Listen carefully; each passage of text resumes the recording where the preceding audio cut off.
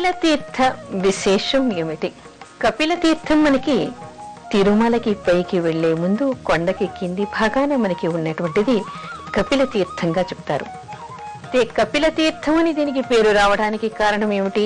ఈ కపిల తీర్థానికి ఉన్నటువంటి విశేషం ఏమిటి అనేటువంటి విషయాన్ని కూడా మనందరం తెలుసుకోవాలి. ఈ కపిల తీర్థం అనేటువంటిది సప్తదశ తీర్థాల సమ్మేళనంగా దీన్ని చెప్తారు. అయితే దీనికి కపిల తీర్థం అని పేరు రావటానికి ఇక్కడ ఒకప్పుడు కపిల మహర్షి కూర్చుని శివుడి గురించి తపస్సు చేస్తూ ఉన్నట్ట. ఆ క్షణంలో ఆ సమయంలో పాతాళ లోకంలో ఉన్నటువంటి ఒక శివలింగం పైకి ఎగిసి వచ్చి భూమిని చీల్చుకొని ఈయన ముందర ప్రత్యక్షం అయిందిట. ఆ శివలింగం స్వయంభూగా ఉందని, పాతాళం నుంచి ఇది భూమిని చీల్చుకొని పైకి వచ్చింది అనేటువంటి విషయాన్ని చెప్తారు. అప్పుడు కపిల మహర్షి నిత్యం ఆ శివుడికి అభిషేకాలు పూజలు చేస్తూ ఉండేవాట. అయితే ఇక్కడ ఏర్పడినటువంటి తీర్థం కూడా మహా మహిమాన్వితమైనదిగా చెప్తారు. ఎందుకు అంటే ఇది సప్తదశ తీర్థాల సమ్మేళనంగా చెప్పబడింది కాబట్టి ఇక్కడ స్నానం చేసి కపిలేశ్వరుడికి అభిషేకం చేసుకుని ఆ తర్వాత పితృదేవతలు ఇక్కడ మృత్తికతో పిండ ప్రదానం చేయటం అనేటువంటిది ఇక్కడ ప్రత్యేకంగా కనిపించేటువంటి విషయం. ఎవరు ఇక్కడికి వచ్చి వారి పితృదేవతలకి మృత్తికతో అంటే మట్టితోనే పిండ ప్రదానం చేయడం, తర్పణాలు వదలటం అనేటువంటి ప్రత్యేకత ఇక్కడ కనపడుతోంది. అలా చేయటం వల్ల వాళ్ళ పితృదేవతలందరికీ కూడా నరకం నుంచి విముక్తి కలుగుతుంది అనేటువంటి మాటని చెప్తారు. అయితే వెంకటాచలపతి వివాహానంతరం దేవతలు మునులు వివాహానికి వచ్చిన వాళ్ళంతా కూడా వివాహం అయిపోయిన తర్వాత తమ తమ స్థానాలకి వెళ్ళిపోయారట. అదే సమయంలో శివపార్వతులు కూడా కైలాసానికి వెళుతూ కపిలముని ఆశ్రమానికి వచ్చారట. వచ్చి కపిలముని ఆశీర్వదించారట. ఏమని అంటే, ఇక్కడ ఉన్నటువంటి నేను కపిలేశ్వరుడుగా ప్రసిద్ధి పొందుతాను. ఇక్కడికి వచ్చినటువంటి వాళ్ళందరూ కూడా నన్ను కపిలేశ్వరుడు అని పిలుస్తారు, అర్చిస్తారు. ఇక్కడ నన్ను అర్చించి తిరుమలకి వెళ్లే వాళ్ళందరూ కూడా మోక్షాన్ని పొందుతారు, విష్ణుమూర్తి అనుగ్రహాన్ని, నా అనుగ్రహాన్ని కూడా పొందుతారు అనేటువంటి వరాన్ని శివపార్వతులు కపిల మహామునికి ఇచ్చారు అనేటువంటి విషయం మనకి తెలుస్తోంది. అదే కాకుండా ఎవరైనా కూడా తిరుమలకి వెళ్ళాలి అంటే ముందుగా ఈ కపిల తీర్థానికి వచ్చి ఇక్కడ ఉన్నటువంటి ఈశ్వరుణ్ణి దర్శించుకొని కపిల తీర్థంలో స్నానం చేసి ఆపైనే కొండెక్కి వెళ్ళాలి అనేటువంటి మాట చెప్తారు. పూర్వం దీన్నే ఈ విధంగానే అనుసరిస్తూ ఉండేవాళ్ళుట. అయితే ఈ కపిల తీర్థం గురించి, మహిమ గురించి చెప్పడానికి మనకి ఒక కథ కూడా కనిపిస్తుంది.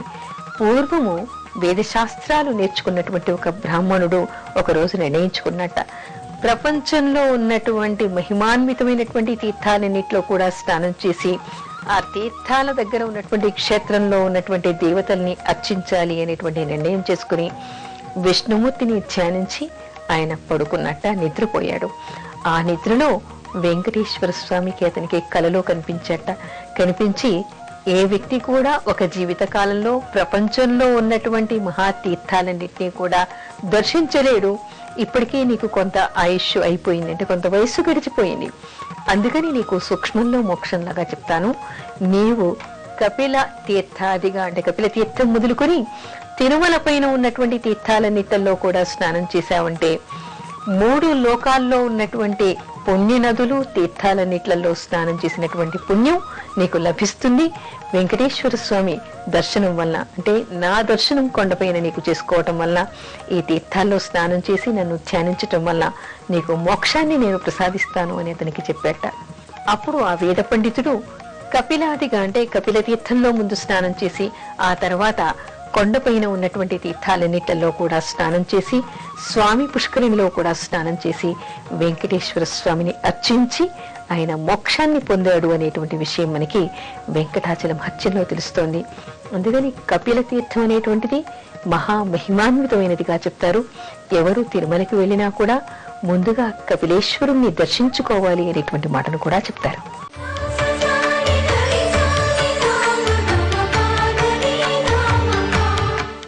స్వామి పుష్కరిణి విశేషం ఏమిటి?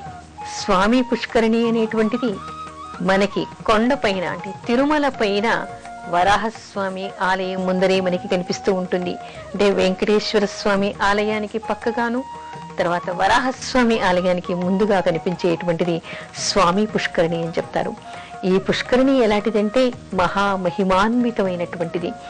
ఎందుకు అంటే ఈ పుష్కరిణిలో శ్రీనివాసుడు తన భార్యలు అంటే మహాలక్ష్మి పద్మావతితో కూడి ఇక్కడ జల క్రీడలు ఆడుతాడు అనేటువంటి విషయాన్ని చెప్తారు. అందుకని ఇది మహిమాన్వితమైనదిగా ప్రత్యేకమైనటువంటిదిగా చెప్తారు. ఇక్కడ స్నానం చేయటం వలన మనకి వెంకటాచల మహత్యంలోనే కాదు, పురాణాలన్నిట్లలో కూడా ప్రత్యేకంగా కనిపిస్తున్నటువంటి అంశం, ముఖ్యంగా స్కాంద పురాణంలో మనకి ప్రత్యేకంగా కనిపిస్తున్నటువంటి అంశం ఏమిటంటే ఈ పుష్కరిణిలో స్నానం చేసి విష్ణుమూర్తిని ధ్యానించటం వలన, ఇక్కడ తర్పణాలు కుదరటం వలన, ఇక్కడ కూర్చుని తపస్సు చేయటం వలన, ఇక్కడ జప తపాలు నిర్వహించటం వలన, ఇక్కడ ధ్యానించటం వలన సకల నరక లోక బాధలన్నీ కూడా వాళ్ళకి విముక్తి కలుగుతాయి అని చెప్తారు.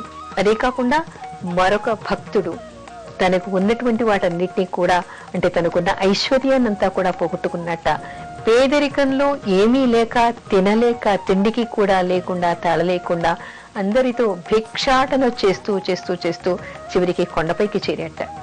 అలా కొండపైకి చేరిన తర్వాత స్వామి పుష్కరిణిలో స్నానం చేసి అక్కడే గుడి బయట అందరి దగ్గర అడుక్కుంటూ ఉండేవాట.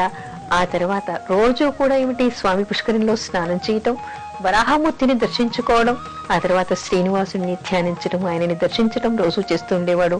ఆ తర్వాత అక్కడ ఉన్నటువంటి వీధుల్లోనే ఆయన భిక్షాటన చేసి కాలం గడుపుతూ ఉండేవట. అలా కొంతకాలం తర్వాత ఆయనకి మళ్ళీ పోయినవన్నీ కూడా తిరిగి వచ్చాయి అనేటువంటి కబురు తెలిసిందట. తన వాళ్ళంతా తన దగ్గర చేరారట. అప్పుడు మళ్ళీ విష్ణుమూర్తికి అంటే శ్రీనివాసుడికి పూజలు చేసుకుని ఆయన అనుగ్రహంతో మళ్ళీ తిరిగి వెళ్ళాడు అనేటువంటి కథ కూడా చెప్తారు. ఇక్కడ చెప్పొచ్చేటువంటి విషయం ఏమిటంటే స్వామి పుష్కరిణి అనేటువంటిది మహిమాన్వితమైనటువంటిది. అక్కడ శ్రీనివాసుడు తన భార్యలతో సహా జల క్రీడలు ఆడుతాడు కాబట్టి అది అత్యంత మహిమాన్వితమైనటువంటిది అని చెప్తారు. ఇదే ఇక్కడ స్నానం చేసిన తర్వాత కేవలం మరణానంతరం నరక బాధలు పోవడమే కాదు, బ్రతికి ఉన్న వాళ్ళకి కూడా వాళ్ళ కష్టాలన్నీ కూడా తీరిపోతాయి అనేటువంటి విషయాన్ని చెప్తారు. స్వామి పుష్కరిణి అనేటువంటిది అత్యంత మహిమాన్వితమైనదిగా మనం చెప్పుకోవాలి.